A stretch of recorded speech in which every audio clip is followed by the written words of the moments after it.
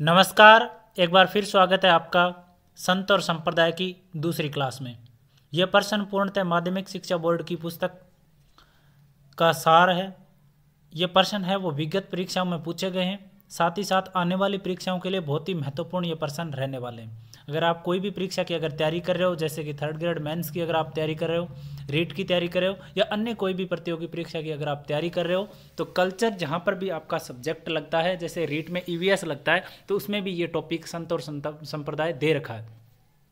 तो निश्चित तौर पे थर्ड ग्रेड के लिए टॉपिक है वो महत्वपूर्ण रहने वाले हैं। साथ ही साथ में ये प्रश्न है वो यूं के यूं एग्जाम में छपने वाले प्रश्न है, तो निश्चित तौर पे ये उत्तर है वो ज़रूर आप कमेंट सेक्शन में इनके जवाब देना। जैसे जैसे मैं प्रश्न पूछूं ज़रूर दे दिया करो। साथ ही साथ वीडियो को लाइक ज़रूर कर दिया करो, जिससे हमें भी पता चले कि आप क्लास देखने में आप इंटरेस्टेड रहते हो और साथ ही साथ हम और अच्छा बेहतर है वो कर सकें। तो देखिए पहला प्रश्न है आज का अपना, क्योंकि हमने कल तक 92 प्रश्न है वो कर लिए थे, 92 प्रश्न तक हमने कर लिए थे। आज के आगे के प्रश्न करते हैं, क्योंकि मैंने बताया था कि कल्चर के 1000 से 1500 प्रश्न हम करने वाले हैं। तो संत संप्रदाय की क्लास है आज, और कल अपनी क्लास है वो अलग रहेगी, जो कि मैं वीडियो के लास्ट में बता दूंगा टॉपिक। वो टॉपिक आप पढ़ लेना, फिर जैसे ही क्लास देखने आओ तो आपको कॉन्फिडेंस आएगा और आपके प्रश्न है वो कितने सही होते हैं ये भी आपको पता चलेगा। तो पहला प्रश्न है कि मीराबाई की प्रसिद्ध है पर्ची, आरती, दोहावली और पदावलियाँ। तो बताओ मीराबाई की प्रसिद्ध क्या है। 4 ऑप्शन आपको दे रखे हैं। तो मीराबाई की क्या प्रसिद्ध है, उत्तर फटाफट आपने छाप दिया होगा। तो मीराबाई की जो है पदावलियाँ है वो प्रसिद्ध है। 94 नंबर प्रश्न आता है अपना कि मीराबाई का अंतिम समय कहाँ बीता था। रामास्वामी मंदिर द्वारका, रणछोड़राय जी मंदिर डाकोर, गोविंद देव जी मंदिर जयपुर, कुंभ स्वामी मंदिर चित्तौड़गढ़। तो इन चारों में से बताओ कि मीराबाई का जो अंतिम समय है वो कहाँ पर बीता था। तो कहाँ पर बीता था, 94 नंबर का उत्तर हो जाएगा अपना रणछोड़राय मंदिर। बहुत बार पूछा गया प्रश्न है, इंपॉर्टेंट प्रश्न है, याद कर लेना। बहुत बार पूछा जा चुका है और आगे भी पूछा जाएगा। उसके बाद में आप प्रश्न देखोगे 95 नंबर, और 95 नंबर प्रश्न हमें दिया है कि निम्न कथनों पे विचार करो कि मीराबाई की भक्ति माधुर्य भाव की थी और इन्होंने ज्ञान से अधिक भावना व श्रद्धा को महत्व दिया था। तो बताओ दोनों कथन है वो सत्य हैं या दोनों असत्य हैं, या एक असत्य है ये 2 सत्य है। इस प्रकार से आपको बताना है, इन कथनों पे विचार करना है। तो हमें दे रखा है कि 1 सत्य है 2 असत्य है, 1 असत्य है 2 सत्य है, दोनों सत्य हैं दोनों गलत हैं। तो बताओ इनमें से कौन सा ऑप्शन आपका सही हो जाएगा। तो कौन सा होगा, सी ऑप्शन इसमें सही हो जाएगा। मीराबाई की प्रसिद्ध संत थी। तो कौन सी सदी की प्रसिद्ध संत थी मीराबाई, हमें यह प्रश्न में पूछा गया है। 14वीं, 15वीं, 16वीं और 17वीं। 96 नंबर प्रश्न में तो कौन सी सदी की प्रसिद्ध संत थी मीराबाई। प्रश्न आपने उत्तर सोच लिया होगा। तो 16वीं सदी की प्रसिद्ध संत थी। राजस्थान की राधा के किसे कहा जाता है, राजस्थान की राधा किसे कहा जाता है। मीराबाई को, गौरीबाई को, जनक कंवरी को, या रानाबाई को। तो राजस्थान की राधा के नाम से किसे जाना जाता है ये हमें बताना है 97 नंबर क्वेश्चन में। तो किसको जाना जाता है, मीराबाई को। उसके बाद में प्रश्न दिया है हमें कि मीराबाई के संबंध में सत्य कथन बताइए कि इनका जन्म है वो 1498 कुड़की गांव में हुआ था। पिता का नाम रतन सिंह और दादा क्या थे, राव दूदा। रतन सिंह बाजोली के जागीरदार थे और विवाह हुआ था 1516 में भोजराज के साथ में। तो बताओ मीरा के संबंध में 4 कथन दिए हैं और इनमें से हमें वो कथन बताने हैं जो सत्य दे रखे हैं। तो देखो बारी बारी से हम देख लेते हैं, उत्तर आपने सोच लिया होगा। तो जन्म है वो 1498 में हुआ था, कुड़की गांव में, बिल्कुल सही है। पिता रतन सिंह थे जो कि बाजोली के जागीरदार थे, और राव दूदा इनके दादा थे, और विवाह 1516 में भोजराज के साथ में ही हुआ था। तो डी ऑप्शन सही होगा चारों के। अगला प्रश्न है अपना कि मीराबाई को भोजराज की मृत्यु के बाद जहर देने का प्रयास किसने किया था। बनवीर ने, उदय सिंह ने, विक्रमादित्य ने, संग्राम सिंह ने। तो मीराबाई को भोजराज की जब मृत्यु हो गई थी तो जहर देने का प्रयास है वो किसने किया था, ये हमसे पूछा गया है। तो किसने किया था, 4 ऑप्शन दे रखे हैं, आपने उत्तर सोच लिया होगा। तो विक्रमादित्य ने किया था। राजस्थान की दूसरी मीरा किसे कहते हैं? इंपॉर्टेंट प्रश्न है, बहुत बार पूछा गया है। तो मीराबाई को, रानाबाई को, कर्माबाई को और गौरीबाई को। तो एक ऑप्शन तो ये कट जाता है क्योंकि दूसरी मीरा पूछा है, तो एक तो मीरा हो ही जाती है खुद ही। तो दूसरी मीरा के नाम से किसे जाना जाता है, ये हमसे पूछा गया, बहुत बार पूछा गया प्रश्न, इंपॉर्टेंट प्रश्न है। तो रानाबाई को राजस्थान की दूसरी मीरा के नाम से जाना जाता है। उसके बाद में संत रानाबाई का जन्म, मृत्यु या प्रमुख केंद्र है। जो संत रानाबाई हैं उनका जन्म कहाँ हुआ, मृत्यु कहाँ पर हुई और प्रमुख केंद्र कहाँ है, जो कि एक ही है, और उनका नाम बताना है। कापड़ोद गांव, हरनावा गांव, इमलोहा गांव और बड्डू गांव। तो बताओ इन चारों में से कौन सा स्थान है जो संत रानाबाई का जन्म स्थान है, वही स्थान है, और रानाबाई का मृत्यु का स्थान है और प्रमुख केंद्र है। तो इनमें से कौन सा सही हो जाएगा, हरनावा गांव। उसके बाद में आगे वाला प्रश्न आप देखोगे तो 102 नंबर प्रश्न है कि रानाबाई के संबंध में सत्य कथन बताना है कि जन्म है वो 1504 में वैशाख शुक्ल तृतीया के दिन हरनावा गांव मकराना में हुआ। राम गोपाल एवं गंगाबाई के घर जन्म लिया। इनके गुरु पालड़ी के संत चतुरदास जी थे और हरनावा में भाद्रपद शुक्ल त्रयोदशी को विशाल मेला बरता है। तो 4 ऑप्शन हमें रानाबाई के संबंध में दे रखे हैं और इनमें से हमें ये बताना है कि कौन कौन से कथन हैं वो सत्य हैं। तो रानाबाई का जन्म बिल्कुल 1504 में वैशाख शुक्ल तृतीया के दिन हुआ था और हरनावा गांव मकराना में। इनके माता पिता है वो राम गोपाल और गंगाबाई थे और इनके गुरु पालड़ी के संत चतुरदास जी थे और हरनावा में भाद्रपद शुक्ल त्रयोदशी को विशाल मेला बरता है। तो चारों के चारों ऑप्शन इसमें सही हैं और ऑप्शन नंबर डी हो जाएगा। उसके बाद में प्रश्न है कि फुलडोल मेला किस संप्रदाय की प्रमुख विशेषता है? इंपॉर्टेंट प्रश्न है, परीक्षा में छपने वाला, क्योंकि बहुत बार ये प्रश्न है वो पूछा गया है। तो 115 आ गया कि 102 तक हो गए, तो ये बाद में करेंगे हम, पहले इधर से देख लेते हैं 103 नंबर, क्योंकि 102 तक तो कर लिए, पहले 103 को कर लेते हैं।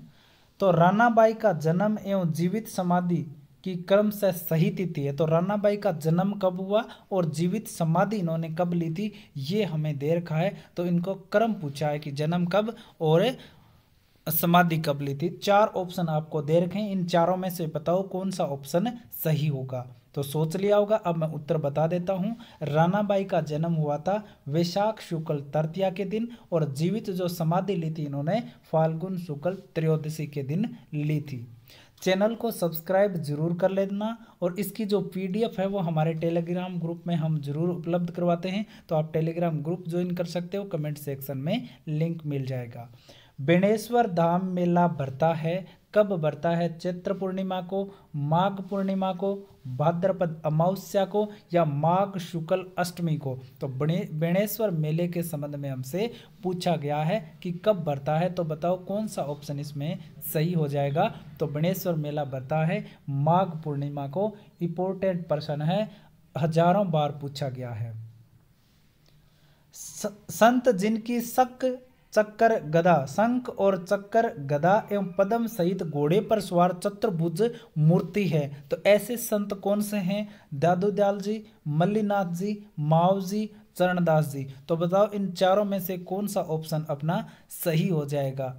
किसे जाना जाता है? माव जी को जाना जाता है। प्रश्न काउंट कर लेना अपन के कितने सही हो रहे हैं। लास्ट में जब हम वीडियो पूरा करें तो कमेंट सेक्शन में जरूर लिख देना। भगवान विष्णु के 10वां अवतार कल्कि के रूप में प्रसिद्ध संत है। भगवान विष्णु के 10वां अवतार कल्कि के रूप में प्रसिद्ध संत कौन से हैं? माव जी, मल्लीनाथ जी, चरणदास जी या दादू दयाल जी। तो कौन सा ऑप्शन इसमें सही होगा? 106 नंबर में तो कल्कि रूप के रूप में प्रसिद्ध है संत माव जी। संत मावजी का प्रमुख मंदिर कहाँ पर है? बेणेश्वर में, नवाटापरा में, साबला में, शेषपुर में। तो बताओ कहाँ पर है संत मावजी का प्रमुख मंदिर? 107 नंबर में। तो कहाँ पर है? साबला में। संत मावजी ने लसाड़ा गांव के पटेल भगत की धनराशि से अहमदाबाद से कागज मंगवाकर नामक स्थान पर 5 बड़े ग्रंथ लिखे जिन्हें चोपड़ा कहा जाता है। तो चोपड़ा ग्रंथ से संबंधित प्रश्न बहुत बार आता है, इंपॉर्टेंट है, याद कर लेना आप कि संत मावजी ने लसाड़ा गांव के पटेल भगत की धनराशि से अहमदाबाद से कागज मंगवाया और स्थान का नाम बताना कि कौन से स्थान पर 5 बड़े ग्रंथ लिखे जिन्हें चोपड़ा कहा जाता है। तो सावला, धौलागढ़, बेणेश्वर और पुंजपुर। तो बताओ 108 में कौन सा ऑप्शन सही होगा? धौलागढ़। मावजी द्वारा लिखित चोपड़ा में छंद है, मावजी जी द्वारा लिखित चोपड़ों में छंद है, ये हमसे पूछा गया। 72,96,000, 13,92,000, 7,92,000, 96,72,000। तो इनमें से कौन सा सही होगा ये हमें बताना है। तो कितने छंद है? 72,96,000। मावजी के चोपड़ा किस शैली में लिखे गए हैं? मावजी के जो चोपड़ा ग्रंथ है वो कौन सी शैली में लिखे गए हैं? सदुकड़ी में, वाद विवाद, उपदेशात्मक या भावचित्रात्मक? तो बताओ कौन सी शैली में लिखे गए हैं? इंपोर्टेंट प्रश्न है। तो चोपड़ा ग्रंथ है वो वाद विवाद शैली में लिखे गए हैं। संत मावजी के ग्रंथ चोपड़ा किस पर्व के दिन दर्शन हेतु मंदिरों में रखा जाता है? तो संत मावजी का जो चोपड़ा ग्रंथ है वो मंदिर में रखा जाता है दर्शन करने हेतु। तो किस पर्व पर रखा जाता है ये हमसे पूछा गया है। तो मकर संक्रांति के दिन, मावजी, दीपावली, गुरु पूर्णिमा। तो बताओ कौन से आपका जो त्यौहार है उस पे रखा जाता है? तो दर्शन के लिए रखा जाता है आपका दीपावली पर। संत मावजी द्वारा स्थापित धार्मिक स्थल, संत मावजी द्वारा स्थापित धार्मिक स्थल वेण, वृंदावन, पुंजपुर, शेषपुर, सावला। तो बताओ 112 नंबर में कौन सा सही हो जाएगा? वेण, वृंदावन। संत मावजी द्वारा स्थापित संप्रदाय कौन सा है? निरंजनी, निष्कलंक, मावलिया, कलिक। तो बताओ कौन सा संप्रदाय है वो संत मावजी के द्वारा चलाया गया था? तो कौन सा चलाया गया था? निरंजनी संप्रदाय। उसके बाद में प्रश्न आता है 114 नंबर कि संत मावजी का जन्म 1714 में सावला गांव में हुआ। संत मावजी बेणेश्वर धाम में तपस्या की जी ने और संत 1784 में माघ शुक्ल एकादशी के दिन ज्ञान की प्राप्ति हुई। तो बताओ संत मावजी के बारे में हमें कथन दे रखा है और हमसे पूछा गया है कि इनके संबंध में जो कथन है वो कौन कौन से कथन इनमें से सत्य हैं, ये हमसे पूछा गया है।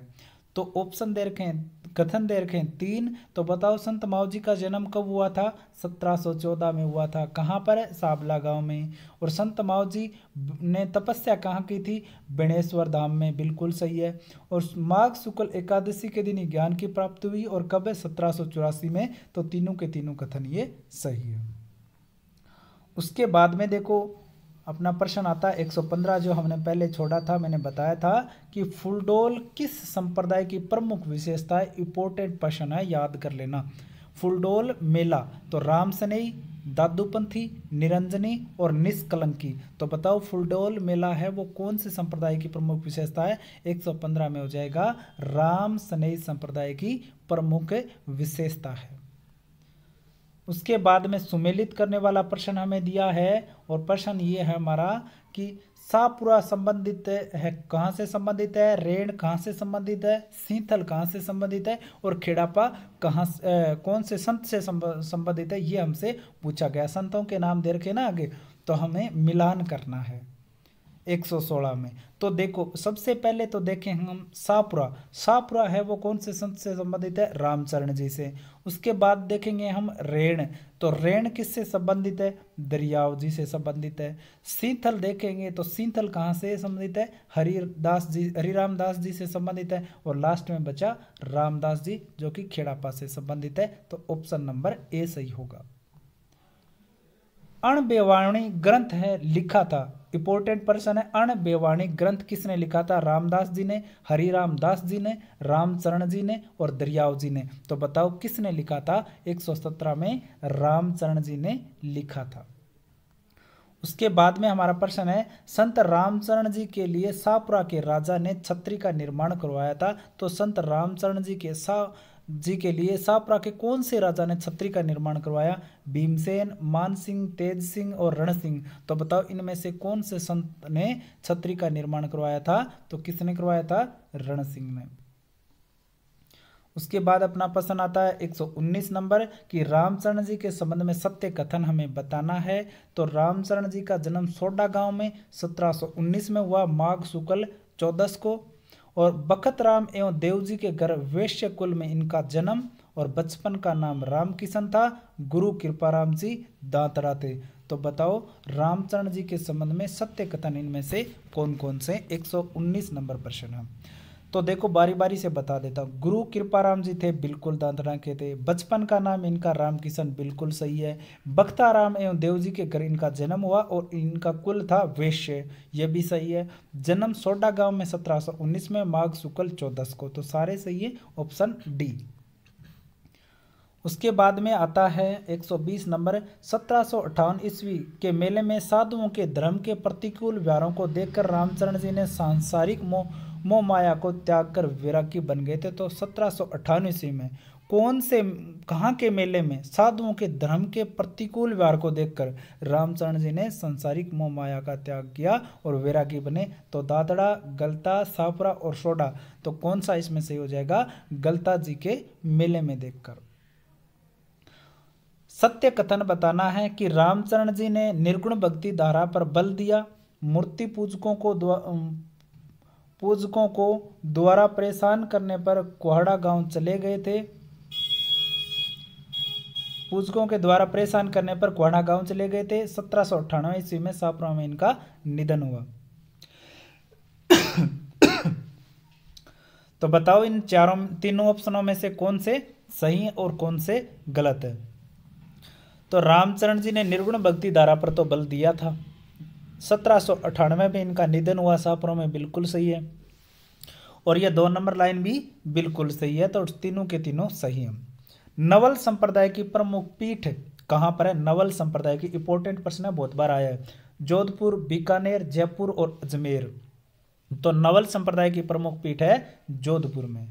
संत नवलदास जी जोधपुर महाराजा के समकालीन थे। तो संत नवलदास जी जो है वो कौन से महाराजा के समकालीन थे? जोधपुर के। तो जगत सिंह, जसवंत सिंह फर्स्ट, तखत सिंह और मान सिंह।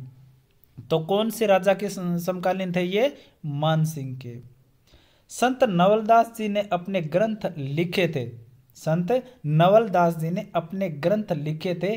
तो यहाँ पे हमसे पूछा है, भाषा पूछी है। तो संत नवलदास जी ने अपने ग्रंथ कौन सी भाषा में? मेवाड़ी, मेवाती, मालवी या मारवाड़ी। तो कौन सी में लिखे थे? मारवाड़ी में। महर्षि नवल राम के संबंध में सत्य कथन बताने हैं कि नवल संप्रदाय के संस्थापक नवल राम का जन्म 18 विक्रम संवत भाद्रपद कृष्ण अष्टमी को हरसोलाव गांव नागौर में हुआ। नवल संप्रदाय के संस्थापक नवल राम का जन्म कहाँ कब हुआ? 18 विक्रम संवत को, और भाद्रपद कृष्ण अष्टमी को हरसोलाव गांव में। गुरु का नाम करताराम जी, जो कि रामानंद संप्रदाय के थे। इन्होंने निर्गुण भक्ति पर बल दिया और इन्होंने सती प्रथा, पर्दा प्रथा, बाल विवाह का विरोध किया। तो बताओ इन चारों कथनों में से नवल राम जी के संबंध में सत्य कौन कौन से हैं, ये हमें बताना है। तो सारे के सारे कथन क्या है? सत्य है। सर्वंगी संप्रदाय का प्रमुख केंद्र सांगलिया दुज्जी स्थित है। सर्वंगी संप्रदाय का प्रमुख केंद्र सांगलिया दुज्जी है, वो कहाँ पर स्थित है? तो जयपुर में, सीकर में, अजमेर में, कोटा में। तो कहाँ पर स्थित है? कौन सा स्थान पर स्थित है ये हमें बताना है। तो कहाँ? सीकर में। सर्वंगी संप्रदाय के संबंध में सत्य कथन हमें बताना है कि सर्वंगी संप्रदाय के संबंध में सत्य कथन कौन कौन से हैं। तो स्थापना है वो लक्कड़दास जी महाराज ने 1649 में की। सर्वंगी संप्रदाय की स्थापना किसने? लक्कड़दास जी महाराज ने 1649 में। अनुयायियों का अभिवादन जय साहब है। आश्रम में प्रत्येक महीने अमावस्या और पूर्णिमा को सत्संग होता है। यहाँ बाबा खींवादास महाविद्यालय संचालित है और इस कार्य हेतु राष्ट्रपति KR नारायण के पीठाधीश्वर खींवादास को सम्मानित किया गया। तो सर्वंगी संप्रदाय के बारे में कथन दे के और इनमें से कौन कौन से सही हैं ये बताना है। देखिए अपनी क्लास है वो रोजाना आती है, लाइक है वो वीडियो को जरूर कर दिया करो और सब्सक्राइब भी जरूर कर लेना। महत्वपूर्ण चीज़ें आपको अपने चैनल पे मिलती रहेगी और इसकी PDF अपने टेलीग्राम ग्रुप में मिलती रहेगी। और हमारा जो कल का टॉपिक होगा वो होगा मेले एवं त्यौहार। तो मेले और त्यौहार का जो टॉपिक है वो अच्छे से पढ़ लेना और कल आप देखना आपके कितने प्रश्न सही होते हैं। तो ये प्रश्न हम देखेंगे। तो सर्वांगी संप्रदाय के संबंध में ये चारों के चारों ही ऑप्शन क्या है, सही है, तो डी ऑप्शन सही हो जाएगा। तो हम कल मिलेंगे दोबारा से, अपना नया टॉपिक होगा मेले एवं त्यौहार और उसको अच्छे से पढ़ लेना। और इसमें जो आज के हमने 40 के लगभग प्रश्न किए हैं, लगभग 40% किए हैं, तो इनमें से कितने प्रश्न आपके सही हुए हैं ये आप कमेंट सेक्शन में ज़रूर लिख देना। और साथ साथ में उत्तर है वो टाइप ज़रूर किया करो। और जो भी आपके सामने नाम आए हैं, जैसे सर्वांगी संप्रदाय आ गया, नवल संप्रदाय आ गया और अन्य कई नाम हैं, बहुत सारे नाम हैं वो आपके सामने आए, संत माऊजी हो गए, तो इनसे संबंधित जो भी फैक्ट आपको पता है वो कमेंट सेक्शन में ज़रूर छापा करो, जिससे आपकी याददाश्त है वो बढ़ेगी और आपका ज्ञान है वो स्थायी होगा। तो आज के लिए इतना ही, धन्यवाद।